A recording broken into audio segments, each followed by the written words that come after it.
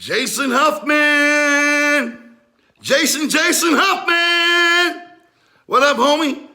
Big Violent J, the Duke of the Wicked, giving you a shout out. Jason Huffman. I like that last name, Huffman. It means you get huff. You like to puff on some stuff and never get enough. And these hoes don't call you bluff. You play too rough. Yeah. Hey, I'll be honest with you, man. I've been sitting here 15 minutes before doing this trying to think of what is honestly my favorite song from our career. And in reality, man, there ain't one. There's way too many. There really ain't. There's way too many that I love, you know. But I have noticed that a lot of the songs I love, people don't tend to love like that. You know what I'm saying? But I'm going to name some songs that I really am proud of. Some shit we've done, you know. On the Hellspit album, I really like Angels Falling. I think that concept is really, really dope. You know, he gets on the roof, and he's shooting everything he can into the sky, you know. Fucking bow and arrow, guns, you know, slingshot, fucking everything. And he's shooting at the angels because you find out at the end of the song that his girlfriend died and left him, and he don't know who to blame, so he's blaming her, you know, trying to hit the angels in heaven so she'll fall down wounded and he can say, why'd you leave me, you know? I like shit like that. I also like In My Room off, I think, the Hellspit album. And I have to think about that. But I also like a song called High Rise. Check that out, man. It's about this guy who's on top of a skyscraper. He's like I picture he's like an oil tycoon or like a fucking, you know, a business executive president guy, you know? And he's up on the top of a skyscraper making millions. And he likes to be up in that top floor so he can look down on all the people like they're his minions, you know what I'm saying? But one day, something starts pulling him to the floor. Like he becomes real heavy and his own legs can't hold him up. So he's sitting in his chair. Suddenly the legs of the chair break and he's laying on the floor. And next thing you know, he's cracking the cement and he's suddenly pulled through the floor to the level below him. And then it continues all the way through this high rise.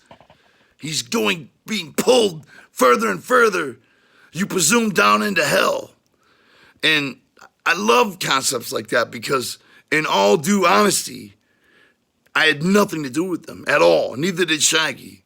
Those are tokens directly from the Dark Carnival, man.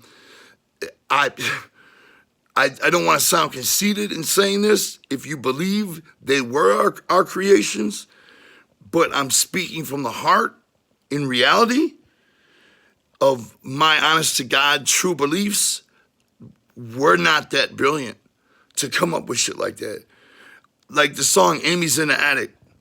You know, it's a song about a guy who, when he was a kid on a playground, he pushed his little friend off like the, you know, one of the things in the playground, like a slide or whatever. And she hit her head, and as a little kid, like a little 8-year-old or something, he dragged her body up into his, like, parents' attic, you know, and put her up there under some boxes and shit. And all these years later, like probably 20 years later as an adult, he's trying to realize, did he really do that? Or was that just a dream he had when he was a kid? Or did he really put a dead little girl up in his attic?